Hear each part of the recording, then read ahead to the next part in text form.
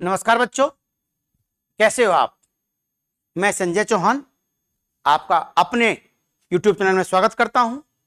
आज का session static GK के लिए है।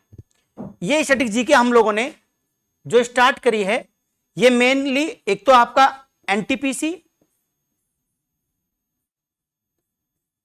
एनटीपीसी, ग्रुप डी, यूपी लेखपाल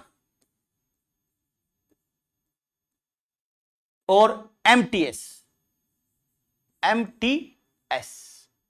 इन एग्जामों को ध्यान में रखकर ये हमने बनाई है। इसमें मैं आपको लगभग 20 क्वेश्चन की प्रैक्टिस करवाऊंगा, लेकिन वो 20 क्वेश्चन नहीं होने के, वो क्वेश्चन होंगे 4 गुना 80 क्वेश्चन। मात्र 40 मिनट से भी कम समय में आपके साथ 80 क्वेश्चनों पर मैं आपके डिस्कस करूंगा। देखिए आप 40 मिनट में 80 क्वेश्चन बने, 1 मिनट में 2 क्वेश्चन पर डिस्कस औसत बैठता है। इन 20 क्वेश्चन के साथ साथ मैं आपको 80 क्वेश्चन बताऊंगा। ये आपको केवल आधे घंटे से लेकर 40 मिनट या 42-43 मिनट तक आपको हमारे साथ जुड़े रहना है और स्टैटिक जीके का आनंद लेना है।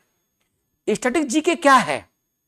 कुछ नहीं है, बस जो कंसेप्ट और फैक्ट दोनों को जोड़ता है उसे स्टैटिक जीके कहते हैं।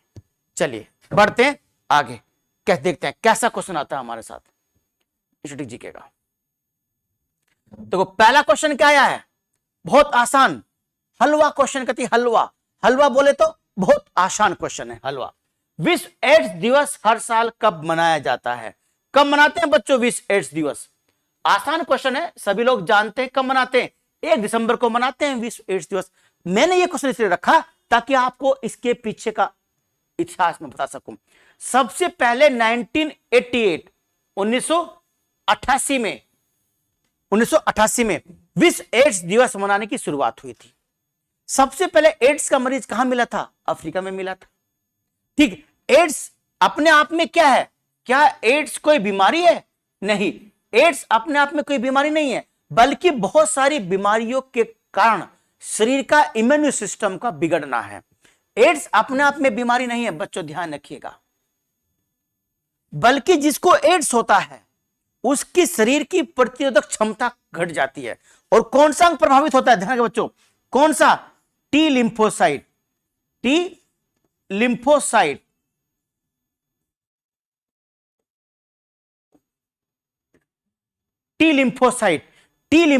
और बी लिम्फोसाइट। बच्चों ये 2 तरह की कोशिकाएं होती हैं। WBC के 2 प्रकार हैं। बी लिम्फोसाइट जो काम करती है, कीटाणु भक्षण का काम करती है, कीटाणुओं को खाती है, जीवाणु वायरस को खाने का काम करती है। और लिम्फोसाइट हमारे शरीर की रेजिस्टेंस पावर को बढ़ाती है, इम्यून सिस्टम को मजबूत करती है। तो ये जो आपका एड्स का जो वायरस होता है, HIV वायरस, ये HIV वायरस इसी टी लिम्फोसाइट को प्रभावित करता है और समाप्त कर देता है। तो उसके दौरान क्या होता है कि जिसको एड्स होता है उसको अगर कोई बीमारी होगी, खांसी हो गया, इंफेक्शन हो गया, बुखार हो गया, कहीं चोट लग गई, तो एंटीबायोटिक औषधि उसके शरीर में काम नहीं करती। यही एड्स वायरस है। एड्स वायरस फैलता किससे? HIV वायरस से फैलता है। कैसे फैलता है? असुरक्षित यौन संबंध से फैलता है। नंबर 2, संक्रमित सुई या संक्रमित ब्लेड का प्रयोग शेविंग करते समय करने से फैलता है। यह कभी भी नहीं फैलता किसी के हाथ लगाने से, किसी को स्पर्श करने से, किसी के कपड़े छू लेने से। क्या मच्छर काटने से एड्स फैल सकता है? क्वेश्चन आ चुका है पहले कि एक संक्रमित व्यक्ति है और एक सामान्य व्यक्ति है। संक्रमित व्यक्ति को किसी मच्छर ने काट लिया तो जख्म, उसका गैस का डंक उसके अंदर, वहां से उसका खून चूस लिया, फिर कहां चला गया? फिर चला गया सामान्य व्यक्ति के ऊपर बैठ गया, उसने वहां काट दिया, तो वहां उसने क्या किया? वो इंजेक्ट कर दिया वो वायरस। तो क्या ऐसे वायरस फैल सकता है कि संक्रमित व्यक्ति से असंक्रमित व्यक्ति में मच्छर काटने से फैल जाए? ऐसा नहीं होता है। मच्छरों से एड्स नहीं फैलता। अगर मच्छर से एड्स फैलता तो बच्चों एड्स की संख्या में गुणोत्तर वृद्धि होती।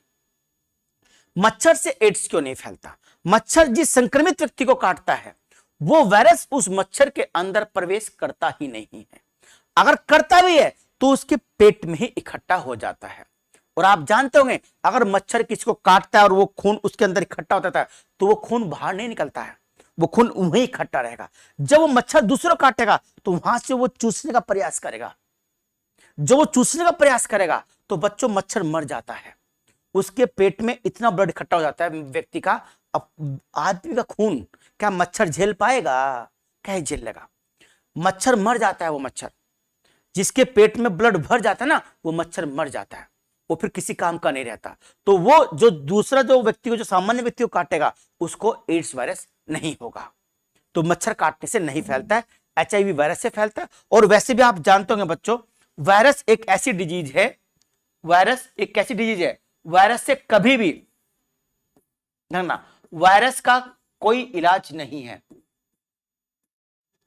वायरस का कोई इलाज, वायरस जीवित और मृत्यु के बीच की कड़ी है।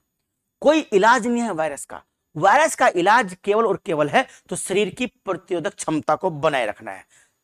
पता नहीं कितने वायरस हमारी बॉडी के अंदर पड़े रहते हैं, एक्टिव नहीं होते। एक्टिव कब होंगे? जब रेजिस्टेंस पावर कमजोर होगी।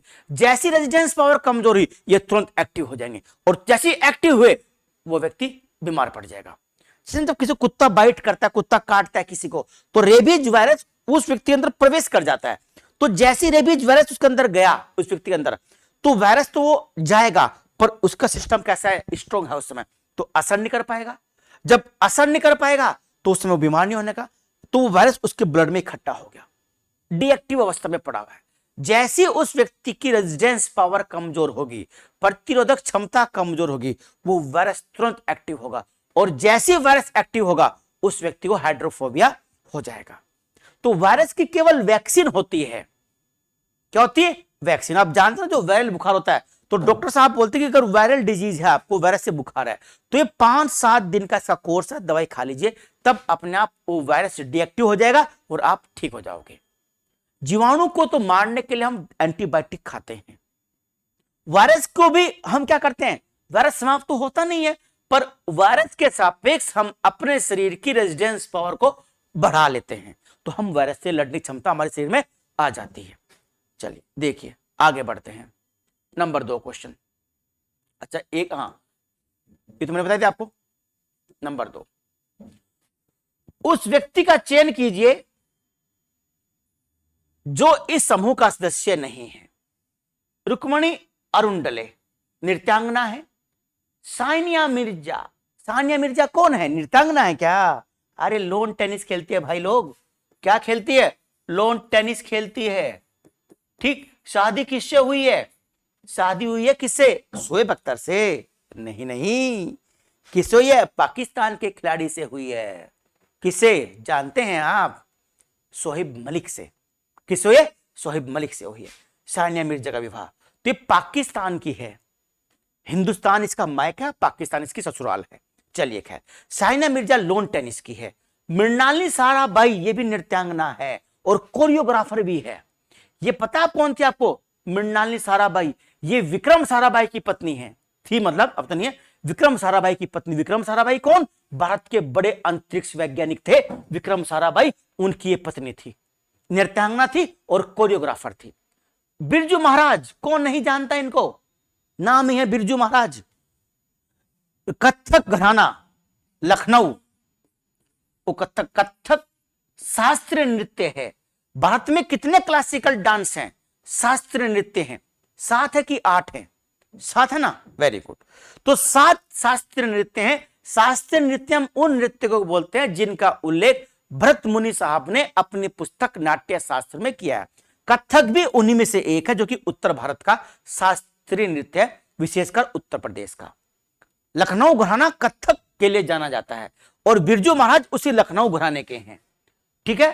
कथक के साथ ठुमरी, कथक के साथ ठुमरी का प्रचलन। ठुमरी मतलब क्या कि कथक तो आपको करना है, साथ में आपको गाना भी गाना है, तुर तुर तुर तुर तुर तुर तुर, और आपको डांस भी करना है और गाना भी गाना है। ठुमरी, कथक के साथ ठुमरी किसने मनाई? अवध के अंतिम नवाब वाजिद अली शाह, वाजिद अली शाह, जिन्हें सनद पिया भी कहते हैं और अख्तर पिया भी कहते हैं। किसको? वाजिद अली शाह को कथक करने का बड़ा शौक था। वो खुद कथक करते थे और ठुमरी गाते थे, ठीक ना। तो कथक और के साथ ठुमरी बनाने वाले कौन थे? वाजिद अली शाह अवध के अंतिम नवाब थे। 1856 में लॉर्ड डलहौजी ने अवध का विलय अपने ब्रिटिश साम्राज्य में कर लिया था। अवध, जिसे कि अंग्रेजों दुधारू गाय कहते थे, वही वाजिद अली शाह अवध के अंतिम नवाब थे। कत्थक के साथ ठुमरी का प्रचलन किया था। सनद पिया और अख्तर पिया उनकी उपाधि थी। ठीक है, तो बिरजू महाराज कत्थक है, ये भी नृत्य करते हैं, ये भी नृत्यांगना थी, ये भी नृत्यांगना है। ये कौन है? खिलाड़ी। तो क्या आंसर हुआ? सानिया मिर्जा। सानिया मिर्जा लोन टेनिस खेलती है। अब जो लोन टेनिस खेलती है, ये बताइए, लोन टेनिस के 4 ग्रैंड स्लैम होते हैं। क्या होते हैं? लोन टेनिस के 4। वर्ष का पहला ग्रैंड स्लैम कौन सा है बच्चों? ऑस्ट्रेलियाई ओपन। ऑस्ट्रेलिया ओपन ये वर्ष का पहला ग्रैंड स्लैम है जो जनवरी में होता है और हार्ड कोर्ट पर होता है। किस पर होता है? Hard court. हार्ड कोर्ट समझते हैं ना, जहां खेलते हैं ले धनाधन दे धनाधन। जो कोर्ट बना होता है वो लकड़ी का बना होगा, घास का बना होगा, रोला गहरा बजरी का बना होगा और लकड़ी का और सख्त मिट्टी का बना होगा। हार्ड बोलते ना, हार्ड क्ले, सख्त मिट्टी का बना होता है। कौन सा किसका बना होता है देख लीजिएगा। ऑस्ट्रेलिया ओपन वर्ष का पहला ग्रैंड स्लैम है। ठीक, हार्ड कोर्ट पर बना होता है, जनवरी में होता है। दूसरा ग्रैंड स्लैम आपका है बच्चों फ्रेंच ओपन। फ्रेंच ओपन ये पेरिस में होता है। कहां होता है? पेरिस, जो कि फ्रांस की राजधानी है, पेरिस में। ये रोला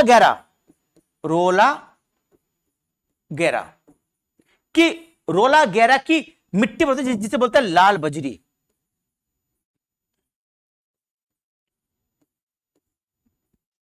सुनो ना, राफेल नडाल का नाम सुना आपने? राफेल नडाल रोला गैरा पे बहुत अच्छा खेलते हैं।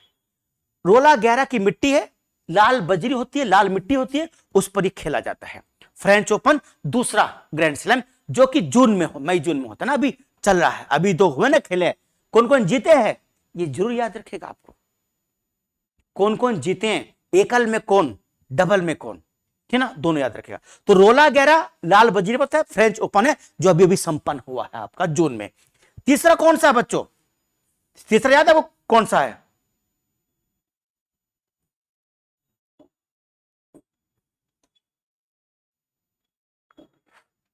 चलो इसको क्लियर कर देते हैं। तीसरा कौन सा है? तीसरा है आपका विम्बलडन ओपन। विम्बलडन ओपन हरी घास पे होता है। किस पे होता है? हरी घास पर होता है। कोर्ट किसका बना होता है? हरी घास का। और कहां होता है? लंदन में होता है। कहां होता है? लंदन में। अब कब होता है? जुलाई अगस्त में होता है। जुलाई अगस्त में विम्बलडन होता है। अंतिम वर्ष का चौथा और अंतिम ग्रैंड स्लैम यूएस ओपन कहां होता है? न्यूयॉर्क में होता है। न्यूयॉर्क में होता है। न्यूयॉर्क में होता है। हार्ड क्ले पर होता है। क्ले मतलब मिट्टी, क्ले मींस मिट्टी। हार्ड क्ले पर होता है। यूएस ओपन न्यूयॉर्क में होता है। याद रहेगी बात आपको, हार्ड क्ले पर होता है। कौन सा? US open. ठीक है, ये 4 ग्रैंड स्लैम हो गए। कौन सा कहां होता है, कब होता है, मैंने आपको क्रम से बता दिया है। न्यूयॉर्क किस नदी किनारे बसा हुआ है? हडसन नदी। वॉशिंगटन डीसी जो कि राजधानी यूएसए की, किस किनारे बसी हुई है? पोटोमैक नदी। कौन सी? Potomac. Washington DC District of Columbia और न्यूयॉर्क हडसन नदी, हडसन। चलिए, एक क्वेश्चन में कितने क्वेश्चन हो गए देख लीजिए आप। नेक्स्ट क्वेश्चन देखते हैं। निम्नलिखित में से कौन सी महिला एथलीट स्क्वैश खिलाड़ी नहीं है? यानी इसमें 3 खिलाड़ी स्क्वैश खिलाड़ी है, 1 खिलाड़ी नहीं है। दीपिका पल्लिकल तो बहुत बड़ी स्क्वैश खिलाड़ी है। किसकी पत्नी श्री हैं? दिनेश कार्तिक, भारत का विकेट कीपर बल्लेबाज दिनेश कार्तिक की पत्नी श्री हैं। कौन? दीपिका पल्लिकल। ठीक ना। ज्योत्सना चिनप्पा, ये भी जानते हैं आप कौन है, भारत की बहुत बड़ी स्क्वैश खिलाड़ी हैं। कोनेरू हम्पी, ये भारत की शतरंज खिलाड़ी है। कौन सी? शतरंज खिलाड़ी है भारत की, और बहुत कम उम्र में बनने वाले ग्रैंड मास्टर है कोनेरू हम्पी। ठीक है। अनाका, ये भी आपकी स्क्वैश नई नई खिलाड़ी है, ठीक ना। तो कौन नहीं है? कोनेरू हम्पी नहीं है। चलिए आगे देखते हैं कौन सा क्वेश्चन है। निम्न में से किसे पद्म विभूषण नहीं मिला है? देखिए आप, कितने महान नाम आपके सामने हैं। भाग बच्चों, ये कोई साधारण नाम आपके सामने नहीं लिखे हुए, ये अपने आप के एक प्रकार से युग हीरे हैं, युग के स्टार नहीं है, डायमंड है, डायमंड हीरे, उससे बड़ी कोई संज्ञा हो तो वो है ये विश्वनाथन आनंद, भारत के बहुत बड़े ग्रैंड मास्टर शतरंज खिलाड़ी। बहुत लंबे समय तक इनका दबदबा पूरी दुनिया में रहा है। किसका? विश्वनाथन आनंद का। बड़े लंबे समय तक भारतीय खिलाड़ी, बहुत अच्छे खिलाड़ी रहे विश्वनाथन आनंद। एडमंड हिलेरी, जानते हैं पर्वतारोही थी, इन्हें भी मिल चुका है पद्म विभूषण, इन्हें भी मिल चुका है। सचिन तेंदुलकर भारत रत्न है, बहुत पहले पद्म विभूषण मिल चुका था और भारत रत्न प्राप्त व्यक्ति हैं सचिन तेंदुलकर। जानते हैं आप भारत रत्न प्राप्त कितने व्यक्ति अभी तक जीवित हैं? याद कर लीजिए कितने व्यक्ति जीवित हैं अभी तक जिनको भारत रत्न मिला है। उनमें से एक है सचिन तेंदुलकर, अमर्त्य सेन, और एक दो व्यक्ति हो रहे, बस 3 है या 4 व्यक्ति हैं, इनके अलावा कोई व्यक्ति अभी तक जीवित नहीं है, क्योंकि भारत रत्न सामान्यतः मरने के बाद ही मिलता है। कितना पैसा मिलता है इसमें? कोई पैसा नहीं मिलता, लेकिन भारत रत्न प्राप्त व्यक्ति को हमारे वरीयता क्रम में 7वां स्थान प्राप्त है। 7 क्या बोलते हैं उसको? 7 क्या वरीयता क्रम में ना, आपने पॉलिटी में पढ़ा होगा, संविधान में पढ़ा होगा, ऊपर राष्ट्रपति होता है, फिर उपराष्ट्रपति होता है ना, फिर भूतपूर्व राष्ट्रपति या प्रधानमंत्री, इनमें से होते हैं। तो ऐसा 7वां क्रम है। 7वें स्थान पर कैबिनेट मंत्री आते हैं, 7वें स्थान पर, और 7वें स्थान पर ही कैबिनेट मंत्री के समकक्ष ही होता है भारत रत्न प्राप्त व्यक्ति। भारत रत्न प्राप्त व्यक्ति किसके बराबर होता है? कैबिनेट मंत्री के बराबर होता है। ठीक है बच्चों, कोई पैसा इसमें नहीं मिलता, सम्मान बहुत बड़ा सम्मान है। खैर, इनको मिल चुका है सुनील गावस्कर साहब, इनको ये विभूषण नहीं मिला है। किसको? सुनील गावस्कर को। सुनील गावस्कर जानते हैं भारत के, ये भी एक क्रिकेट खिलाड़ी रहे हैं, ठीक ना, बहुत अपने समय के बहुत महानतम खिलाड़ी हैं। इनके बारे में बताऊंगा अभी मैं आपको अगले क्वेश्चन में। एक रोमांचक तथ्य है,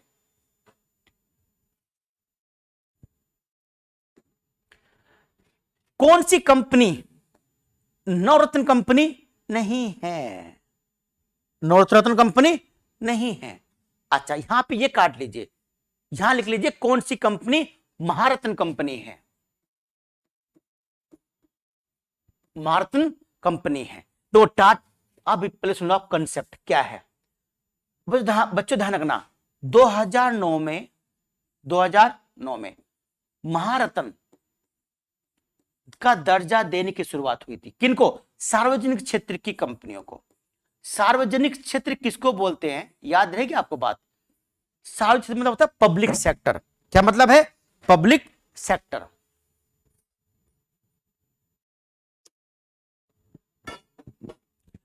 क्या मतलब होता है बच्चों? पब्लिक सेक्टर बोलते हैं इसको।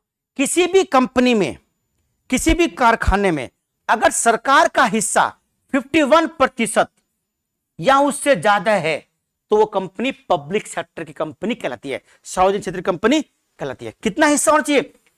कम से कम 51, अधिकतम नहीं, कम से कम 51। अधिकतम तो 100 हो सकता है ना, 100%। तो मिनिमम कितना होना चाहिए? 51%। तो सरकारी स्वामित्व वाली कंपनी होती है। सरकारी स्वामित्व वाली कंपनी को सार्वजनिक कंपनी, सरकारी कंपनी, पब्लिक कंपनी कहते हैं। वर्तमान में जो सार्वजनिक क्षेत्र की जो कंपनियां हैं वो लगभग 350 के आसपास हैं बच्चों। जब देश आजाद हुआ तो सार्वजनिक क्षेत्र के बहुत कम उपक्रम थे, अब बहुत ज्यादा उपक्रम है। लेकिन अगर हम ये कहें कि ऐसा उपक्रम कौन सा है जो 100% सरकारी कंपनी है, जिसमें 100% निवेश यानी 100% पूंजी भारत सरकार की है, ऐसा कोई सार्वजनिक कंपनी अब ऐसी नहीं है। RBI, reserve bank of India जरूर है, इसका 100% हिस्सा सरकार का है। 1991 में कुछ सेक्टर छोड़े गए थे ऐसे, पहले 24 थे, फिर 18 कर दिए गए थे, फिर 3। अब लगभग सभी क्षेत्रों में निजी क्षेत्र को निवेश करने की अनुमति दे दी गई है। यानी सरकार ने लगभग सभी कंपनियों में अपनी हिस्सेदारी कुछ ना कुछ बेच दी है। उदाहरण के रूप में अगर मैं एसबीआई की बात करता हूं तो एसबीआई सरकारी बैंक है कि नहीं है? बिल्कुल। अरे आईसीआईसी बैंक है, आईसीआई, ये बैंक कैसा है? निजी बैंक है। एसबीआई कैसा है कि जी आप कहोगे क्या, अब ये तो सरकारी बैंक है, सरकारी बैंक है ना एसबीआई। सरकार की कितनी हिस्सेदारी है? क्या ये हिस्सेदारी सरकार की है? नहीं, लगभग देखो बच्चों, लगभग 56% के आसपास हिस्सेदारी, 56 या 58% हिस्सेदारी भारत सरकार की है, बाकी सब हिस्सेदारी प्राइवेट कंपनी की है। तो ये 56% हिस्सेदारी भारत सरकार की है। तो इसी तरह पीएनबी में है, यही ओएनजीसी में है, ठीक ना, है ना, एक कंपनी है ONGC, ONGC, oil and natural gas commission की कॉरपोरेशन। 1993 से पहले ONGC, oil and natural gas commission था, आयोग था ये।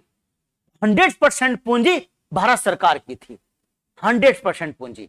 लेकिन बाद में जब इसका निजीकरण किया गया तो इसकी पहले 20%, फिर 10% और लगभग अब तुम जानते हो कि 40 से अधिक पूंजी प्राइवेट सेक्टर को बेच दी गई है। और अब ये बन गया oil and natural gas corporation, निगम बन गया है ये। अब आयोग नहीं है, पहले क्या था, कमीशन, अब क्या है, कॉरपोरेशन, कॉरपोरेशन, अब ये निगम बन गया है। तो इसे बोलते हैं बच्चों निजीकरण। क्या बोलते हैं, निजीकरण। खैर, तो ये तो सिर्फ मैंने आपको ये बताया कि सार्वजनिक क्षेत्र की कंपनी कौन सी होती है, जिस कंपनी में इतनी हिस्सेदारी कम से कम किसकी हो, सरकार की हो, उससे क्या बोलेंगे, सार्वजनिक क्षेत्र की कंपनी बोलेंगे। 2009 में सार्वजनिक क्षेत्र की कंपनियों को महारत्न का दर्जा देने की प्रथा चली, ठीक ना। चलिए आगे देखते हैं अभी।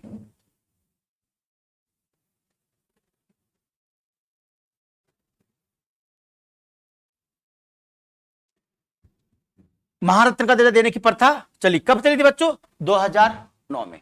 1997 में नवरत्न, कौन सी कंपनी, नवरत्न और मिनी रत्न, मिनी रत्न के दर्जे की बात चली थी। कौन सी, नवरत्न और मिनी रत्न। ये नवरत्न तेल ठंडा ठंडा कूल कूल वो नहीं है, ये अमिताभ बच्चन वाला, ठीक ना। खुद तो अमिताभ बच्चन तेल लगाते नहीं है, दूसरों कहते कि आप लगाइए नवरत्न तेल ठंडा ठंडा कूल कूल, ठीक है। चलिए, तो नवरत्न कंपनी और मिनी रत्न कंपनी 2009 में किसकी अवधारणा शुरू हुई, महारत्न कंपनी की, महारत्न कंपनी। ये केवल सार्वजनिक क्षेत्र की कंपनी को यह दर्जा मिलता है, और यह दर्जा कौन देता है, यह इंपॉर्टेंट है, लोक उद्यम विभाग देता है, लोक उद्यम विभाग। याद रहेगी बात, कौन देता है, लोक उद्यम विभाग ये दर्जा देता है। लोक उद्यम विभाग किस मंत्रालय के अधीन आता है, यह आता है भारी उद्योग एवं लोक उद्यम मंत्रालय के अधीन एक छोटा सा डिपार्टमेंट है। ये लोक उद्यम विभाग ही सार्वजनिक क्षेत्र की कंपनियों को नवरत्न, मिनी रत्न और महारत्न का दर्जा देता है। अब ये करता क्या है, ये देखिए आप, इसका मतलब क्या है, महारत्न का मतलब क्या होता है, नवरत्न और मिनी रत्न और महारत्न, ये दोनों क्या मतलब है इनका, देख लीजिए आप, बताता हूं आपको। इसका मतलब है वित्तीय स्वायत्ता, वित्तीय स्वायत्ता, वित्तीय स्वायत्ता मतलब जिस कंपनी को महारत्न का दर्जा मिलेगा, इस समय कितनी कंपनी है, इंपोर्टेंट क्वेश्चन है, 11 कंपनी भारत रत्न कंपनी है, और लगभग 13 कंपनी कौन सी है, नवरत्न कंपनी है। 11 कौन सी है, महारत्न, और वो 13 कौन सी है, नवरत्न। और ये मिनी रत्न, ये दो कैटेगरी में होती है, कैटेगरी 1, कैटेगरी 2, इसकी आवश्यकता नहीं है। 11 कंपनी में अंतिम कंपनी को 2021 में यह है पावर फाइनेंस कॉरपोरेशन, पीएफसी को 11वीं महारत्न कंपनी बनाया गया है। पीएफसी, पावर फाइनेंस कॉरपोरेशन, ये 11वीं महारत्न कंपनी है। खैर, ये क्या हमने बताया, वित्तीय स्वायत्ता, इसका मतलब क्या है, इसका मतलब बच्चों ये होता है कि महारत्न कंपनी को जो दर्जा मिल जाता है, जैसे 11 कंपनी है, इनमें ओएनजीसी भी है, एनटीपीसी, गेल, GAIL गेल, और आपका पीएफसी भी हो गया, आप तो HPCL, BPCL, ये सब भारतीय कैसी कंपनी है, महारत्न कंपनी है। अब जब कोई कंपनी महारत्न कंपनी का दर्जा मिल जाता है तो उसे वित्तीय स्वायत्ता मिल जाती है। इसका मतलब क्या है कि जिस कंपनी को महारत्न का दर्जा मिला है वो कंपनी अपनी निव्वल संपत्ति का 15%, जो उसकी टोटल संपत्ति है उसका कितना, 15%, और यहां 5,000 करोड़ रुपए, 5,000 करोड़ रुपए, 5,000 करोड़ रुपए का निवेश सरकार की अनुमति के बिना कर सकती है। कैसे, दोबारा सुन लीजिए, जिस कंपनी को महारत्न का दर्जा मिलता है, जो कि इस समय 11 कंपनियां हैं, वो कंपनी को वित्तीय स्वायत्ता प्राप्त होती है। इसका मतलब ये होता है कि वो कंपनी सरकार की अनुमति के बिना किसी भी एक प्रोजेक्ट में किसी भी एक प्रोजेक्ट में अपनी निव्वल संपत्ति का 15% या 5,000 करोड़ रुपए का निवेश बिना सरकार की अनुमति के बिना कर सकती है। बात समझ गए? अन्यथा क्या होता है, अगर महत्व दर्जा नहीं है, कोई ऐसी कंपनी है फालतू की, तो वो ना कुछ पूछेगी सरकार, जैसे कुछ पैसा लगाना है कंपनी को, सरकारी कंपनी है तो सरकार से पूछेगी भाई साहब पैसा लगा दे क्या, नहीं नहीं अभी नहीं, अगर ठीक है जी अच्छा नमस्ते, ये होता है स्थिति। तो ऐसा नहीं होता। महारत्न दर्जा प्राप्त कंपनी, मैं बताऊंगा ऐसा क्यों किया गया। वैश्विक स्तर पर होने वाली प्रतिस्पर्धा में भारतीय कंपनी अग्रणी भूमिका निभा सके। वैश्विक स्तर पर होने वाली प्रतिस्पर्धा में भारतीय कंपनी एक अग्रणी भूमिका निभा सके, इसलिए उनको यह स्वायत्तता देना अनिवार्य था। उदाहरण के रूप में देख लीजिए आप, जैसे अगर अफ्रीका में किसी देश में, सपोज करो सोमालिया में या कांगो गणराज्य ले लीजिए आप, किसी भी देश में अगर कहीं कोई तेल का कुआं मिल गया, खोज होगी, अब उस तेल के कुएं को हथियाने का प्रयास, यानी उसकी खोज करने का प्रयास हर एक देश करेगा। हर एक देश का मतलब नहीं कि सभी देश करते हैं। हर एक देश में कौन सा आ गया, चीन आ गया, रूस आ गया, America, Australia, England, France, Japan, Italy, ये कुछ 12, 13, 15 देश हैं जो इस प्रतिस्पर्धा में शामिल होते हैं। अब उसमें चीन बहुत आगे रहता है। अब क्या होगा, अगर मान लिया हमें निवेश करना तेल के कुएं में, कि भाई हम यहां पर तकनीकी से तेल खोजेंगे, उसको ऐसे मशीनरी लगाएंगे, इतने लोगों को रोजगार देंगे, ये करेंगे वो करेंगे, उन सब में पैसा खर्च करने के लिए हमारी कंपनी से ओएनजीसी है जो तेल के खोजने का काम करती है, तो ओएनजीसी को अगर वहां निवेश करना है तो क्या वो पहले फोन करेगी, निर्मला सीतारमण जी जरा हमको बताइए, हमको यहाँ पैसा लगाना है, डन कर दें। कहीं नहीं नहीं अभी रुको, हम जरा पीएमओ साहब से पूछ, मतलब पीएमओ से पूछ ले, पीएमओ मतलब प्रधानमंत्री ऑफिस से पूछ लें, तो फिर वो वहां फोन करेंगे प्रधानमंत्री, हाँ मोदी जी वो ऐसा फोन आया था, कर दे क्या, नहीं नहीं अभी इन्वायरमेंट डिपार्टमेंट से पूछेंगे, और विदेश मंत्रालय से बात करने के बाद जब आप अंतिम रूप देना उसको, तो कितना समय लग जाएगा। लाल फीता शाही बोलते हैं इसको, फाइलें लाल रिबन से बंधी होती हैं तो बोलते हैं लाल फीता शाही, तो बंधी रहेंगी। फिर बाद में क्या होगा, हाँ अच्छा बताइए 2 महीने बाद लगा दीजिए पैसा, लेकिन देख के लगाइएगा। अरे जी नहीं, कहां लगा दे, चीन वाला ले गया कब जाके। अच्छा हाँ, ऐसा ना हो, इसलिए हमारी कंपनियों को यह अधिकार दिया गया कि आप जब भी कहीं प्रतिस्पर्धा हो तो आप हमसे पूछे बिना, भारत सरकार की अनुमति के बिना इतना निवेश कर दीजिए, कोई दिक्कत नहीं है। अपनी संपत्ति का 15% कर लो या ये कर लो, जो भी कम हो वो कर लीजिए, बाद में हमसे पूछिएगा कि हमने पैसा लगाया था, कोई दिक्कत नहीं है। अब भारत इतना सक्षम है कि अगर 5,000 करोड़ या 50,000 करोड़ रुपए कहीं लग गया, कुछ नहीं मिला तो कोई दिक्कत नहीं है। अब 1991 वाला भारत नहीं है, तो ये वित्तीय स्वायत्तता है महारत्न का प्राप्त और रत्न। अब ये दर्जा मिलता किस कंपनी को है, जो कंपनी पिछले लगातार 3 वर्ष से अपनी निव्वल संपत्ति का लगभग 25% लाभ कमा रही हो, लगातार नए नए इनोवेशंस कर रही हो, साख अच्छी हो बाजार में, बहुत सारे कार्य इस तरह के हैं, तो बहुत सारे पैरामीटर्स बताए गए हैं, तो उनको महारत्न और नवरत्न दर्जा मिलता है। आपको सिर्फ 5-10 पॉइंट याद रखने। ये दर्जा कब शुरू हुआ, 97 में शुरू हुआ। ये कब शुरू हुआ, 2009 में शुरू हुआ। कितनी कंपनियां हैं, 11 कंपनी महारत्न कंपनी है। ये कितनी है, 13 है। 2021 में किसे दर्जा मिला, पीएफसी को, पावर फाइनेंस कॉर्पोरेशन, ये भारतीय 11वीं महारत्न कंपनी है। इनका मतलब क्या होता है, वित्तीय स्वायत्तता। मतलब क्या, कंपनी कहीं पर भी सरकार की अनुमति के बिना निवेश कर सकती है। दर्जा कौन देता है, लोक उद्यम विभाग देता है, ठीक है ना। चलिए, किसे मिलता है, केवल सार्वजनिक क्षेत्र की कंपनी को मिलता है। ठीक, बहुत सारी बातें मैंने आपको बता दी। कौन सी कंपनी महारत्न कंपनी है, इसको कह लो महारत्न, महारत्न कंपनी है। यहां गलत हो गया था। टाटा मोटर्स प्राइवेट कंपनी है ना, केवल किसे मिलता है दर्जा, सार्वजनिक कंपनी को, सरकारी कंपनी को मिलता है। Infosys private company. GAIL, ये गेल है, गेल है, गेल, GAIL, gas authority of India limited, gas authority of India limited, ये है भारत की महारत्न कंपनी। बस ये आंसर हो गया इसका। तीसरा आंसर सी। नेक्स्ट क्या है, 2011 में किस नए देश की स्थापना हुई, जानते होंगे, तो हलवा क्वेश्चन है भी, इसकी व्याख्या करने की बहुत ज्यादा आवश्यकता भी नहीं है। यह है बच्चों यह है क्या, दक्षिणी सूडान। कौन सा, राजधानी क्या है, जुबा, जुबा राजधानी है इसकी, ठीक है बच्चों। तो यह है दक्षिण सूडान। ये 55वां देश है अफ्रीका महाद्वीप में। किसमें, अफ्रीका महाद्वीप में, अफ्रीका महाद्वीप में है। किससे अलग हुआ, सूडान। पहले सूडान एक ही था, अब बन गया उत्तरी सूडान और दक्षिणी सूडान। नील नदी इसी देश में निकलती है, जो आपकी नील नदी सबसे लंबी नदी है। बड़ी नदी आपकी अमेजन है। किस महाद्वीप में, अफ्रीका। अफ्रीका महाद्वीप को बोलते हैं अंध महाद्वीप, भविष्य का महाद्वीप बोलते हैं। अंध महाद्वीप, भविष्य का महाद्वीप।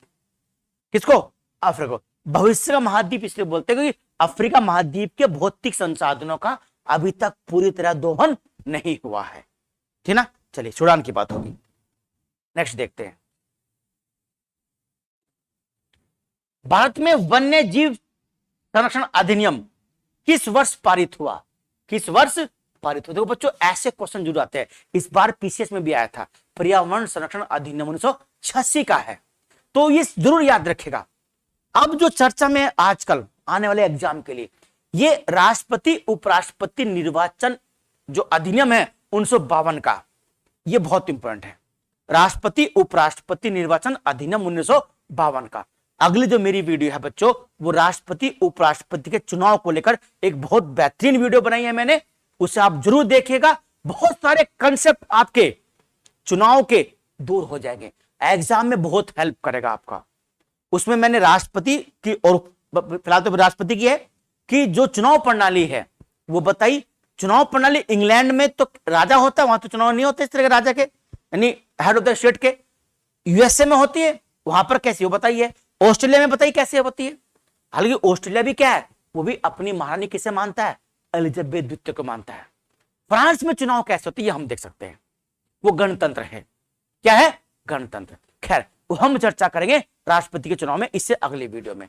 ये कह रहा है वन्य जीव संरक्षण अधिनियम किस वर्ष का है, 1972 का है। कब का है, 1972 का। वन्य जीव संरक्षण अधिनियम के द्वारा हमने वन्य जीवों को, पेड़ पौधों को भी और सभी को संरक्षण प्रदान किया है। इसी के लागू होने के बाद 1 अप्रैल 1973 से हमने टाइगर प्रोजेक्ट की शुरुआत करी थी। किसकी, टाइगर प्रोजेक्ट। और हमने टाइगर को, जो रॉयल बंगाल टाइगर है, अपना राष्ट्रीय पशु घोषित किया था। उससे पहले हमारा राष्ट्रीय पशु क्या था बच्चों, शेर था, लॉयन। बोलते ना एशियाई शेर, बब्बर शेर, वो हमारा राष्ट्रीय पशु था। इस अधिनियम के लागू होने के बाद हमने टाइगर को, और टाइगर भी कौन सा, टाइगर कौन सा, सलमान खान नहीं, एक था टाइगर, वो नहीं, बड़ा टाइगर नहीं है, ये बंगाल रॉयल टाइगर। कि टाइगर की कई प्रजातियां भारत में हैं। देख लीजिए आप, टाइगर को पहचानते ना कैसे, धारी, हर टाइगर की धारी अलग अलग होगी। टाइगर यानी बाघ, बाघ बोलते हैं टाइगर को। पैंथर अलग है, लेपर्ड अलग है, जगुआर अलग है, चीता अलग है। चीता तो अब जो है बच्चों विलुप्त हो चुका है। कोई भी प्राकृतिक जीव, पेड़ या पौधा, अगर अपने प्राकृतिक आवास में 50 साल लगातार ना पाया जाए तो उसे हम विलुप्त मान लेते हैं। खैर, तो शेर, क्योंकि शेर है, एशियाई शेर ये हमारा था, क्योंकि बाघ, टाइगर उसमें बहुत कम बचे थे, तो इसके संरक्षण के लिए हमने टाइगर को भारत का राष्ट्रीय पशु बनाया था, ठीक ना। इसी संरक्षण अधिनियम के तहत हमने राष्ट्रीय उद्यान और वन्यजीव अभयारण्य, वाइल्ड लाइफ सेंचुरी की शुरुआत की थी। भारत का पहला राष्ट्रीय उद्यान कौन सा है, जिम कॉर्बेट। नाम पहले क्या था उसका, हेली, क्या था नाम था, हेली नेशनल कॉर्बेट। बाद का नाम पड़ा जिम कॉर्बेट। खैर, जिम कॉर्बेट, और जिम कॉर्बेट जो नैनीताल में है, उत्तराखंड में, याद रखेगा, और रामनगर में पड़ता है वो। तो नैनीताल में जो जिम कॉर्बेट है वो भारत का पहला टाइगर प्रोजेक्ट भी है। जिम कॉर्बेट भारत का पहला टाइगर प्रोजेक्ट भी है, ये भी आपको बात याद रखनी है। चलिए 1972 का हो गया। तीसरी दुनिया के से क्या मतलब है, किसे बोलते हैं तीसरी दुनिया का देश, देख लीजिए बच्चों आप। विकसित देश नहीं, ये तो G7 है। क्या बच्चों, G7। जी का मतलब होता है ग्रुप 7, ग्रुप 7।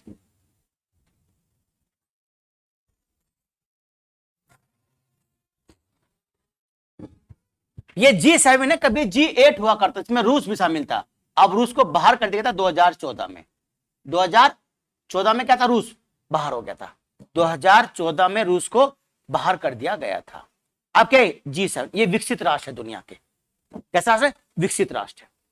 तो ये तो है नहीं, तेल समृद्ध ये भी नहीं है। अविकसित और विकासशील देश, इन्हें बोलते हैं तीसरी दुनिया के देश। तीसरी दुनिया के देश बोलते हैं इनको। विकासशील देश कौन से, जैसे भारत है, चीन है, साउथ अफ्रीका है, ब्राजील है, ठीक ना, ये आपके कैसे राष्ट्र हैं, ये आपके विकासशील राष्ट्र हैं, यानी विकास की प्रक्रिया को आगे बढ़ा रहे हैं। इनके यहां एक प्रकार से अल्प विकसित जो देश हैं, जैसे अफगानिस्तान है, नेपाल है, भूटान है, ये अल्प विकसित देश हैं, इनसे ऊंची स्थिति है। और जो America, Canada, Italy, Japan, England, France, Germany है, इनसे कैसी स्थिति है, लोअर स्थिति है। तो बीच के हैं विकासशील देश, इनसे ऊपर आगे, अफगानिस्तान से, सोमालिया से ऊपर आगे, और इनसे क्या है, नीचे हैं। तो विकासशील यानी विकास करने वाले देश। अविकसित देश कौन से, जहां विकास की प्रक्रिया शुरू नहीं हुई है, तो उसे क्या बोलते हैं, तीसरी दुनिया का देश बोलते हैं। ये कोई ऐसा नहीं है कि इसको किसी ने नाम दिया हो, ये केवल भाषणों में और मीडिया द्वारा दिए गए नाम होते हैं बच्चों, इस बात का आप ध्यान रखिएगा, है ना। तो इसे बोलते हैं तीसरी दुनिया के देश।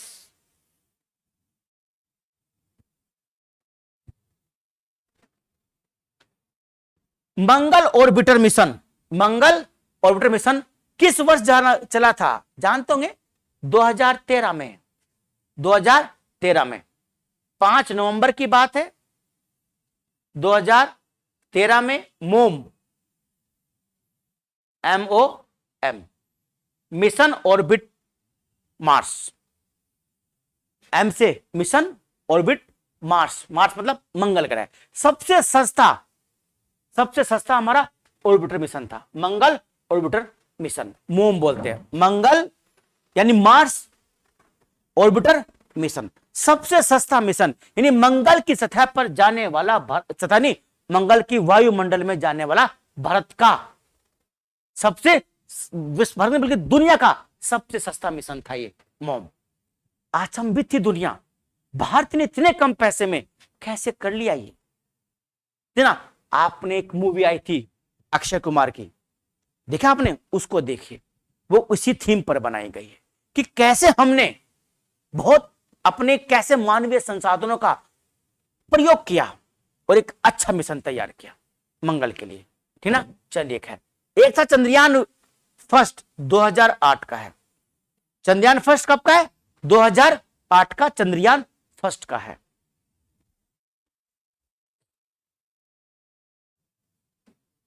भारतीय संविधान के मौलिक कर्तव्यों को किस देश से लिया गया है, भारतीय संविधान के मौलिक कर्तव्य पूछ रहा, मौलिक अधिकार नहीं पूछ रहा। कई बार बच्चे क्या गलती करते हैं, कर्तव्य नहीं देखते, अधिकार समझते हैं, और पहला ऑप्शन होता है यूएस से, और लगा दिया यूएस से, फिर अरे ये तो कर्तव्य था, कहां हो गया, इतनी बड़ी मिस्टेक हमसे कैसे हो गई भाई। तो ध्यान देखिए, संविधान के मौलिक कर्तव्य किस देश से के संविधान से लिए गए हैं, किंगडम, यूके बोलते हैं इसको, क्या बोलते हैं, यूके, यूनाइटेड किंगडम। क्या क्या आता है किंगडम में, इंग्लैंड आता है, क्या आता है, इंग्लैंड, प्लस वेल्स आता है, प्लस स्कॉटलैंड आता है, और प्लस उत्तरी आयरलैंड। उत्तरी आयरलैंड किसका हिस्सा है बच्चों, ये हिस्सा है उत्तरी आयरलैंड आता है इसमें। ये यूके बोलते हैं, किसको बोलते हैं, यूके को, यूनाइटेड किंगडम को। इंग्लैंड, वेल्स, स्कॉटलैंड और उत्तरी आयरलैंड, इन्हें मिला के क्या बोलते हैं, यूके बोलते हैं। ठीक, चलिए खैर, अगर उत्तरी आयरलैंड ना हो, हटा दो, ये ना हो, तो इसे बोलते हैं बच्चों ब्रिटेन। क्या बोलते हैं, ब्रिटेन बोलते हैं। अगर उत्तरी आयरलैंड नहीं है तो उसे बोलते हैं ब्रिटेन, और उत्तरी आयरलैंड जोड़ दिया तो उसे बोलते हैं यूके। यहां से हमने ये नहीं लिए कि यहां के संविधान में मौलिक कर्तव्य है नहीं, यहां का संविधान अलिखित संविधान है, सिर्फ परंपराएं हैं वहां के संविधान में, और वहां मौलिक कर्तव्य का उल्लेख नहीं है। यूएसए नहीं, यहां मौलिक कर्तव्य का उल्लेख नहीं हुआ है। यहां भी सोवियत संघ, ये देखिए आप, यूएसएसआर, यूएसएसआर 1917 में 1917 में लेनिन के नेतृत्व में, बच्चों लेनिन, इसे पत्रिका थी, उसका नाम था बिजली, इलेक्ट्रिसिटी नहीं, का नाम बिजली था, पत्रिका का नाम, किसी पत्रिका थी बिजली, लेनिन की। तो लेनिन के नेतृत्व में रूस में क्रांति हुई जार शाही के खिलाफ। जो वहां का होता ना बच्चों राजा, उसे जार शाही कहते थे। क्या कहते थे? जार शाही। शायद निकोलस नामक उस समय वहां कोई राजा था, जो जार शाही थी वो निकोलस नाम का था। उसको हटा के लेनिन ने वहां पर गणतंत्र की स्थापना करी थी। यह दुनिया की पहली मार्क्सवादी या समाजवादी क्रांति थी, 1917 में हुई थी। तब जो रूस था, कौन था?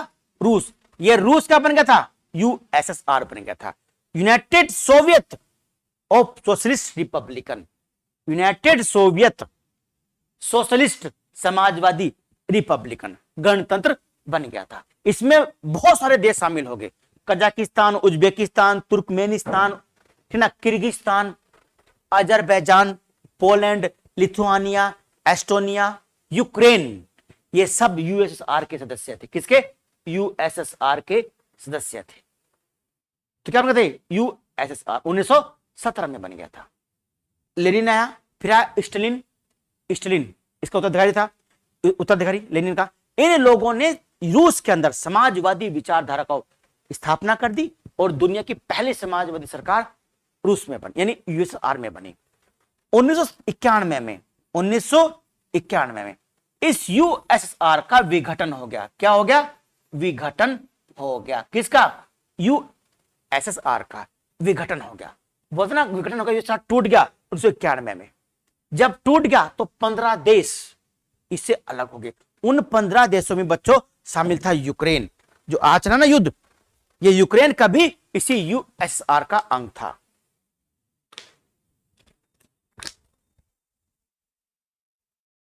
किस अंग था? यूएसएसआर का अंग था। कौन? यूक्रेन। तो ये टूट गया 1991 में। 1991 से पहले दुनिया दो ध्रुवीय दुनिया थी। एक ध्रुव था समाजवादी, इसके नेतृत्व में यह चाहता था कि दुनिया के सारे देश समाजवादी बन जाए। एक था यूएसए के नेतृत्व में पूंजीवादी, वो ये चाहता था कि दुनिया के सारे देश पूंजीवादी बन जाए। तो दो ध्रुवीय व्यवस्था थी। इसके टूटने के बाद ये कहा कि दुनिया एक ध्रुवीय होगी। और वो ध्रुव कौन था? वो ध्रुव था बच्चों अमेरिका, यूएसए, कि यूएसए के नेतृत्व में दुनिया एक ध्रुवीय होगी। लेकिन उसके बाद आई यूरोपीय यूनियन, ईयू, छोटे छोटे संगठन बने, है ना, जैसे सार्क है, सार्क तो पहले बन चुका था, और क्षेत्रीय सहयोग संगठन बने। क्षेत्रीय सहयोग संगठन, यूरोपीय यूनियन और आपके नाटो, नाटो का वो गुटनिरपेक्ष, इन सब देशों ने दुनिया को बहुत ध्रुवीय बनाने का प्रयास किया है। दुनिया, लेकिन अगर देखें प्रैक्टिकली तो दुनिया अभी भी एक ध्रुवीय लगती है कि सब कुछ अमेरिकी प्रभाव में ही चलता है। चलिए खैर, तो 1991 में टूट गया यूएसएसआर, क्या बन गया वापस? फिर ये बन गया फिर रूस। रूस कैसा? कमजोर रूस था उस समय, कमजोर रूस था। रूस को सबसे ज्यादा ताकतवर बनाने वाले व्यक्ति हैं व्लादिमीर पुतिन। व्लादिमीर पुतिन जो कि 2034 तक रूस के राष्ट्रपति बने रहेंगे। खैर, तो हमने यहां से लिए थे, कहां से लिए थे बच्चों? हमने कहां से लिए थे? सो ये हमने कहां से लिए थे? ये हमने यहां से लिए थे, सोवियत संघ से लिए थे। इस समय दुनिया में केवल 3 देशों में, जापान, रूस और भारत, इन देशों में ही केवल मौलिक कर्तव्य का उल्लेख हुआ है। बाकी किसी देश में मौलिक कर्तव्य का उल्लेख नहीं है। लोकतांत्रिक देश 2 ही हैं, एक जापान, अरे कौन सा? भारत। इन देशों में क्या है? मौलिक कर्तव्य का उल्लेख है। भारत में 42वें संशोधन के द्वारा 1976 में इंदिरा गांधी की सरकार थी और फखरुद्दीन अली अहमद राष्ट्रपति थे। उन्होंने ही सरदार स्वर्ण सिंह समिति की अध्यक्षता में कमेटी बनाई थी और तब मौलिक कर्तव्य का उल्लेख किया था। और सरदार स्वर्ण सिंह ने 8 मौलिक कर्तव्य के बारे में बताया था, सिफारिश करी थी। लेकिन इस समय 11 मौलिक कर्तव्य हमारे संविधान के भाग 4 क में और अनुच्छेद 51 क में शामिल है। अनुच्छेद कौन सा? 51 क, भाग कौन सा? 4 क। वर्तमान में कितने? 11। 11वां कब जोड़ा गया? 2009 में। और ये कौन सा है? 8 थे, सरदार स्वर्ण सिंह ने समिति से सिफारिश करी थी। तो ये तो आपके मौलिक कर्तव्य हो गए। कहां से लिए? सोवियत संघ से लिए। ठीक, चलिए। क्रिकेट का प्रथम विश्व कप का आयोजन कब हुआ और कहां हुआ। कब तो इसमें पूछा गया है, मैं जोड़ता हूं कहां हुआ, बताइए कहां हुआ और किसने जीता, ये भी बता दीजिएगा। क्रिकेट का प्रथम विश्व कप का आयोजन 1975 में इंग्लैंड में हुआ था। कहां हुआ था? इंग्लैंड में। और कौन था विजेता? West Indies. विश्व का पहला वर्ल्ड कप क्रिकेट का वेस्ट इंडीज ने जीता था, और उसके बाद बेचारा कभी नहीं जीत पाया। देखिए, सबसे पहला जीत लिया और उसके बाद कभी नहीं जीत पाया वेस्ट इंडीज। वेस्ट इंडीज कोई देश है क्या? नहीं, बल्कि ये उत्तरी अमेरिका और दक्षिण अमेरिका के बीच में एक कैरेबियन सागर है। कौन सा? कैरेबियन सागर। उस कैरेबियन सागर में बिखरे हुए बहुत सारे द्वीप ने आपस में मिलकर वेस्ट पश्चिम इंडीज द्वीपों का समूह ये बनाया है, समूह बनाया है। तो वेस्ट इंडीज नाम की क्रिकेट टीम है, कोई देश नहीं है। बहुत सारे देशों ने मिलकर वेस्ट इंडीज नामक संगठन बनाया है। ठीक, चलिए, इसने जीता था इंग्लैंड में। जब ना वर्ल्ड कप शुरू हुआ था तो उसमें 60 ओवर का मैच होता था। कितने ओवर का? 60 ओवर का। ये दोनों टीम 120 ओवर खेलती थी। अब 120 ओवर खेल रही हैं तो कितना समय लगा, देखिए पूरा दिन लग जाता था। अभी तो हम लोग क्रिकेट नहीं देखते, मन नहीं करता देखने का, लेकिन जब सचिन तेंदुलकर थे, राहुल द्रविड़, सौरभ गांगुली, युवराज सिंह, मोहम्मद कैफ, मोहम्मद अजरुद्दीन, जब ये सब लोग खेला करते थे, बड़ा मजा आता था देखने का। जब चार्म था, कारण क्या था? कम था।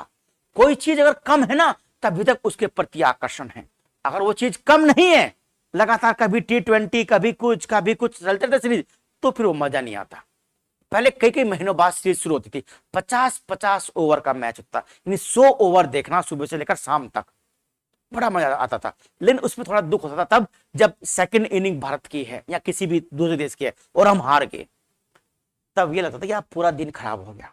और जीत गए तो बहुत अच्छा पाया। एक राष्ट्र की भावना देश के अंदर जागती थी। अब ऐसा नहीं होता है। हालांकि अब प्लेयर में टैलेंट बहुत ज्यादा है, पहले भी टैलेंट ज्यादा था, अभी भी ज्यादा है। अब तो तकनीकी बहुत सारी चीजें आगे सीखने के लिए, पहले तकनीकें नहीं थी, नेचुरल टैलेंट था, पहले प्राकृतिक जो अंदर आपका दक्षता हुआ करती, हुनर हुआ करता था, वो था। तो खैर 60 ओवर का मैच होता था। और इस वर्ल्ड कप में 75 वर्ल्ड कप में सुनील गावस्कर साहब खेले थे और उन्होंने 60 के 60 ओवर खेले भारत की तरफ से। 60 ओवर के पहले ओवर की पहली गेंद भी खेली और अंतिम गेंद भी खेली थी, और रन कुल बनाए थे 36, जिनमें केवल एक चौका था। बस कुल 36 रन बनाए बंदे ने और 60 ओवर का मैच खेला। कितना पैसेंस होगा, कितना धैर्य होगा। विराट कोहली कर सकता है ऐसा? आज का तो कोई खिलाड़ी ऐसा नहीं कर सकता है कि बॉलर आएगा बेचारा मांग करता यू भागता हुआ आएगा, अटुक मार दिया, आएगा भागता बॉलर अटुक कर दिया। तो क्या बताइए, सम्मान नहीं है कुछ बॉलर का बेचारे का? क्रिकेट में कोई सम्मान नहीं होता। क्रिकेट में कहा जाता है कि अच्छी बॉल बॉलर के पास, विकेट यानी बल्लेबाज को आउट करने के 6 चांस होते हैं। कितने? 6। वैसे तो कहा जाता है कि क्रिकेट बैट्समैन का ही गेम है, लेकिन अपॉर्चुनिटी ज्यादातर बॉलर के पास होती है। खैर, तो ये तो सुनील गावस्कर साहब हो गए, 60 ओवर खेले और 36 रन बनाए थे, है ना? कितना धैर्य, कितना पैसेंस रहा होगा उस समय। आप तो T20 आएगा और T10 भी आ जाए कुछ दिन बाद, तो क्या आ जाएगा? T10 10-10 ओवर का ही मैच होगा, बस धाए दू मारा 10 ओवर में और बना दिए 200 रन, 180 रन, पता नहीं कितना होगा, क्या होगा। T20 जगह 10 आ गया, तो कहां से कोई वनडे मैच देख पाएगा क्रिकेट का? चलिए खैर, 75 में हुआ था। कहां पर 75 में कहां हुआ था बच्चों? इंग्लैंड में हुआ था। फिर भारत ने कौन सा जीता था? 83 वाला जीता, और 2011 वाला जीता था। ये महेंद्र सिंह धोनी के नेतृत्व में और कपिल देव के नेतृत्व में, ये कपिल देव के नेतृत्व में और महेंद्र सिंह धोनी के नेतृत्व में जीता था। अब जो 2023 में जो 13वां क्रिकेट विश्व कप है वो भारत में होगा। कहां होगा? भारत में। कब? 2023 में 13वां क्रिकेट विश्व कप कहां होगा? भारत में होगा। चलिए, मेड इन चाइना पुस्तक के लेखक कौन है? कौन है लेखक इसके? के लेखक तो परिंदा जोशी। कौन है? परिंदा जोशी हैं इसके लेखक। लेकिन एक किताब और बहुत इंपॉर्टेंट है, अवतार सिंह भसीन की पुस्तक है। बहुत चर्चा में रही है।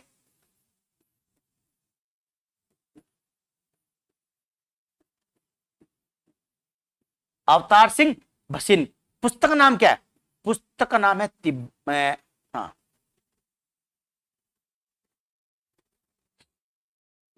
नेहरू तिब्बत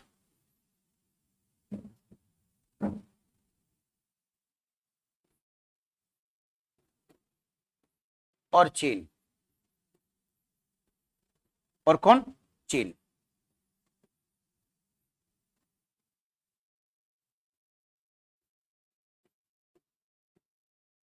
और चीन। ये पुस्तक बहुत चर्चा में, नेहरू तिब्बत और चीन। किसकी पुस्तक है? अवतार सिंह भसीन की पुस्तक है, नेहरू तिब्बत और चीन। ये किसकी पुस्तक है? ये परिंदा जोशी की पुस्तक है। मलेरिया में कौन सा अंग प्रभावित होता है? याद रखिए, गुर्दा नहीं, गुर्दा बोलते हैं किडनी। क्या बोलते हैं? किडनी बोलते हैं गुर्दे को। वृक्क भी बोलते हैं। कितने होते हैं संख्या में? 2 होते हैं। फेफड़े लंग्स बोलते हैं, बोलते हैं लंग्स। कितने होते हैं संख्या में? 2 होते हैं। आंत, छोटी आंत और बड़ी आंत, ठीक ना ये। और प्लीहा, इसको बोलते हैं स्प्लीन। क्या बोलते हैं? स्प्लीन।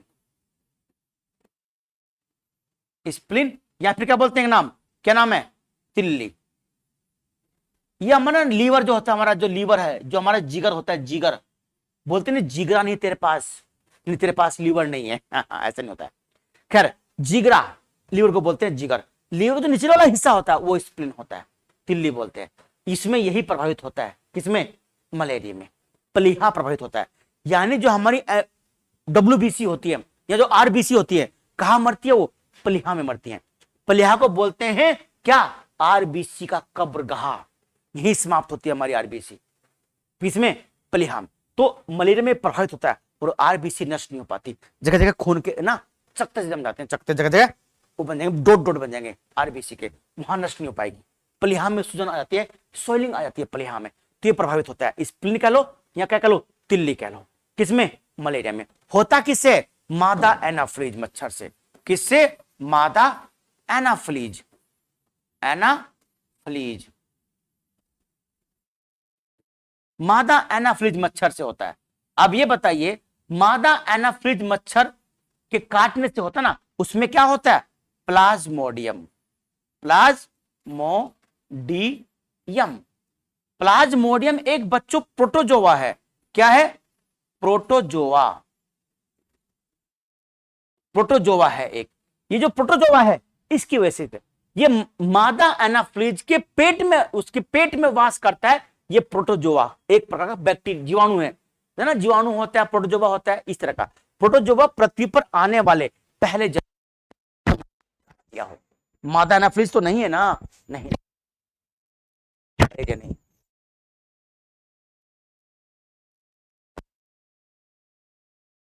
मलेरिया। चीन और श्रीलंका, चीन और श्रीलंका मलेरिया मुक्त देश हैं। तो क्या यहां पर मलेरिया नहीं पाया जाता? मलेरिया को जो लार्वा होता है मच्छरों का, मादा एनाफ्लीज का, वो बिल्कुल समाप्त कर दिया गया है। ठीक, चलिए, ये 2 देश हैं, चीन और एक श्रीलंका, जो मलेरिया मुक्त देश हैं। भारत के पड़ोसी देश हैं।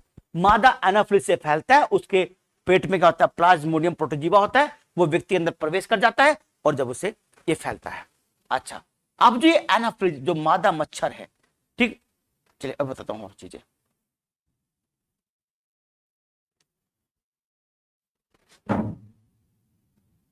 मलेरिया मुक्त है कौन कौन से देश? मलेरिया के लार्वा को खाने वाली एक मछली होती है, ये कई बार पूछ चुका है, गैम्बूसिया। कौन सी मछली बच्चों? गैम्बूसिया फिश, एक मछली है गैम्बूसिया। ये मलेरिया के लार्वा को खा जाती है। इसको छोड़ दो पानी में, गंदे पानी में ये मछली रहती है कि मलेरिया का, ये मलेरिया का कहां होता है? ये मच्छर गंदे पानी में होता है, वहां छोड़ दीजिए आप ये वाली मछली गैम्बूसिया, सबको खा जाएगी गैम्बूसिया मछली। दूसरी तरफ हम क्या करते हैं? गंदे पानी में मिट्टी तेल डालते हैं, केरोसिन ऑयल डालते हैं, क्योंकि केरोसिन ऑयल का पृष्ठ तनाव ना सिर्फ पानी में ना जाता है पानी, तो उसका पृष्ठ तनाव तोड़ देता है। केरोसिन ऑयल पानी का पृष्ठ तनाव तोड़ देता है। जब पृष्ठ तनाव समाप्त हो जाता है तो जो लार्वा ऊपर तैर रहे होते हैं, यूं करके घूम रहे होते हैं ना, वो उसमें डूब जाते हैं बेचारे और मर जाते हैं।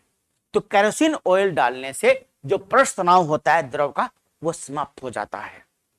ठीक इसी प्रकार से गैम्बूसिया मछली खाती है। तो ये सब इलाज है इन सब चीजों के।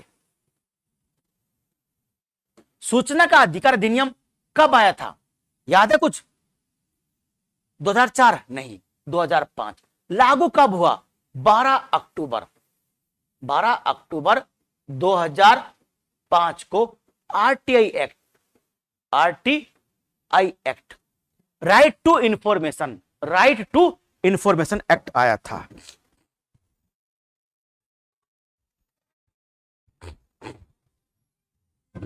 कौन सा बच्चों?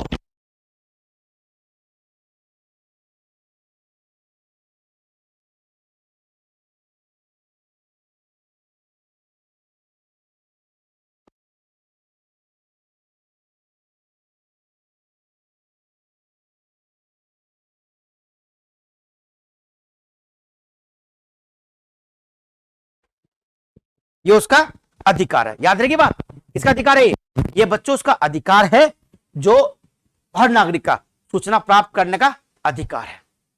आरटी कब हुआ? 12 अक्टूबर 2005 को ये लागू हुआ। इसको लाने में किसकी भूमिका पता है आपको बच्चों? 2005 में प्रधानमंत्री कौन थे? मनमोहन सिंह। कौन थे? मनमोहन सिंह। अरविंद केजरीवाल और अरुणा राय ये दो सामाजिक कार्यकर्ता थे। अरुणा राय और कौन? अरविंद केजरीवाल। इन्होंने बहुत प्रयास किया था, इन्हीं के बहुत प्रयासों का प्रतिफल है कि आरटीआई एक्ट मिला है। आरटीआई एक्ट ना 19 कै में भारत के वाक अभिव्यक्ति के अधिकार में शामिल है। कौन सा? सूचना का अधिकार। अनुच्छेद 21 का भी पार्ट है ये। किसका? 21 का, जो हमें जीने का अधिकार देता है, उसमें भी क्या? आरटीआई। आपको क्या लगाना होता है? क्वेश्चन आता है, क्या लगाओगे आप? ये लगाओगे कि ये लगाओगे? कौन सा लगाओगे? 19 क्या लगाओगे? 21 लगाओगे? सूचना का अधिकार आरटीआई एक्ट इंफॉर्मेशन पूछता है किस में, तो बच्चों आप 21 वाला लगाइए। कौन सा? 21 वाला अधिकार। आपको मालूम होना चाहिए सुप्रीम कोर्ट ने अभी कहा है, एक निर्णय दिया था से अनुच्छेद 19 कै के तहत प्रत्येक भारत के प्रत्येक नागरिक को बोलने, भाषण देने, अपने विचार को अभिव्यक्त करने की आजादी है। अनुच्छेद 21 जीने का अधिकार देता है। सुप्रीम कोर्ट ने कहा अनुच्छेद 19 से बड़ा अधिकार अनुच्छेद 21 है। अनुच्छेद 19 आपको बोलने का अधिकार देता है, अपने विचारों को अभिव्यक्त करने का अधिकार देता है, पर यह अधिकार जीने का अधिकार से बड़ा नहीं हो सकता। जो लाउड स्पीकर वाला था ना मामला, लाउड स्पीकर की भाई हमें तो आजादी है अपने विचार अभिव्यक्त करने के, हम तो नमाज ऐसी पढ़ेंगे, हम तो आरती ऐसी गाएंगे, उसमें बोलेंगे लाउड इस पर में। जब मामला सुप्रीम कोर्ट में, सुप्रीम कोर्ट ने कहा यह अधिकार ठीक है आपका, लेकिन जीने का अधिकार इससे बड़ा अधिकार है। इसलिए अगर किसी व्यक्ति को समस्या होती है कि यहीं पर तो आरती है, बड़ी तेज आरती बज रही, कुछ समय बाद उधर जो है मस्जिद है, वहां जाना नहीं शुरू हो गई है, कोई बीमार व्यक्ति है, बच्चे हैं, बड़ा इरिटेट होते हैं ध्वनि से, तो कहा कि जीने का अधिकार आप नहीं छीन सकते, तो आप 21 लगाइएगा। क्या लगाइएगा? 21 में आरटीआई दिया हुआ है। हालांकि यह आपका मौलिक अधिकार नहीं है आरटीआई, यह आपका कानूनी अधिकार है। कभी आप समझोगे कानूनी, अक्सर ने बताया था अगर तो आपका मौलिक अधिकार है, मौलिक अधिकार नहीं है। मौलिक अधिकार वो अधिकार जो अनुच्छेद 21 उसमें भाग 3 में दिए गए हैं, लेकिन 21 के अंश बताया है इसको, राइट टू प्राइवेसी है, निजता का अधिकार। ये सब किसमें? 21 में शामिल है। ये अभी कानून बनाकर शामिल नहीं किए गए, सुप्रीम कोर्ट ने अपनी व्याख्या में शामिल किए हैं, बस ये। तो यह अधिकार का मौलिक अधिकार नहीं है, इसका हनन होने पर आप अनुच्छेद 32 के तहत सीधे सुप्रीम कोर्ट में नहीं जा सकते, ठीक ना, इसलिए आपका मौलिक अधिकार नहीं है, यह आपका कानूनी अधिकार है, ये कह लो विधिक अधिकार है जो आपको अधिनियम बनाकर दिया गया है, 2005 में लागू हुआ था। आर के लक्ष्मण को किस उत्कृष्ट ख्याति प्राप्त है, किस क्षेत्र में है? आर के नारायण पत्रकार थे क्या? नहीं। लेखक नहीं, गायक नहीं, कौन थे? कार्टूनिस्ट थे। आर के लक्ष्मण, इनकी दो बातें जरूर याद रखेगा। एक तो ये टाइम्स ऑफ इंडिया में, टाइम्स ऑफ इंडिया अखबार का नाम है, उसमें इन्होंने 1952 से अब 1952 से कार्टूनिस्ट की एक सीरीज शुरू करी थी, उससे तक बोलते हैं common man, the common man, the common man, ये इन्हीं की रचना है द कॉमन मैन, इससे फेमस हुए हैं। The common man times of India में आता था और इसका नाम होती थी, हेडलाइन थी हु सेड इट,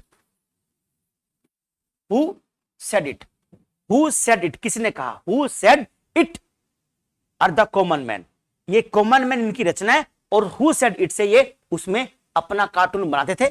कार्टून मतलब क्या, जैसे ना आपने कभी देखा अखबारों में कि मनमोहन सिंह या कोई और, जैसे मतलब मनमोहन सिंह ने कहा था पैसे पेड़ पर नहीं लगते हैं, ये उनका वाक्य था कि पैसे पेड़ पर नहीं लगते, तो उसी में उन्होंने कार्टून बनाया, एक पेड़ बनाया, कोई नीचे फड़ा हुआ बहुत भिखारी टाइप का, ऐसे इसको झांक रहा कि आ जाओ पैसे, आ जाओ पैसे, तो ऐसे कार्टून बनाया करते थे। अपने कार्टून के माध्यम से आम व्यक्ति की भावनाओं को अभिव्यक्त करते थे, कार्टूनों के माध्यम से। कौन, आर.के. लक्ष्मण कार्टूनिस्ट थे।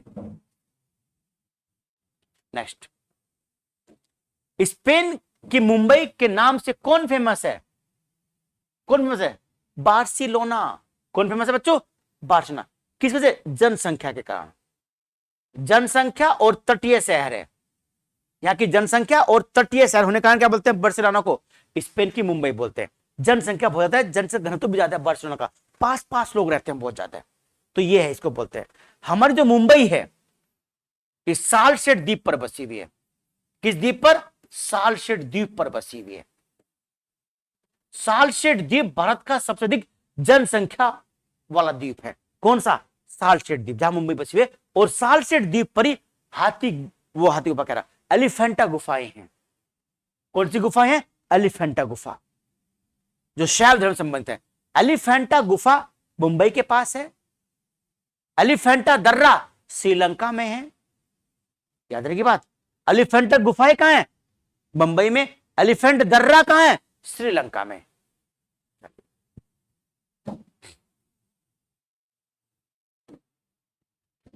डिजिटल संकेतों को समवर्ती मतलब एनालॉग, क्या मतलब है, एनालॉग में बदलने वाली युक्ति कौन सी होती है, उपकरण कौन सा होता है, मोडेम होता है, सब जानते हैं। वाईफाई तो क्या बोलते हैं, अच्छा एक बच्चों लाईफाई भी होता है, लाईफाई, वाईफाई तो आपको पता है वाईफाई क्या होता है। लाईफाई क्या होता है, लाइट फिडेलिटी, लाइट फिडेलिटी बोलते हैं। लाईफाई वो तकनीकी है जिसमें हम एलईडी के माध्यम से नेट चलाते हैं, जैसे एलईडी लगी हुई, जो लाइटें लगी हुई हैं, इनके माध्यम से हम संकेत प्राप्त करते हैं, ठीक ना। तो वाईफाई तो मैं आपको जानते हैं वाईफाई क्या होता है, लाईफाई आप नहीं जानते होंगे। लाइट फिडेलिटी, लाइट मतलब प्रकाश, फिडेलिटी, तो एलईडी के माध्यम से हम उसमें क्या करते हैं बच्चों, एलईडी के माध्यम से हम प्रकाश, उसको क्या नाम, नेट प्राप्त करते हैं अपना, इससे हम डिजिटल संकेतों को प्राप्त करते हैं। तो इसका आंसर क्या है, इसका आंसर तो बच्चों मोडेम है। क्या है, मोडेम।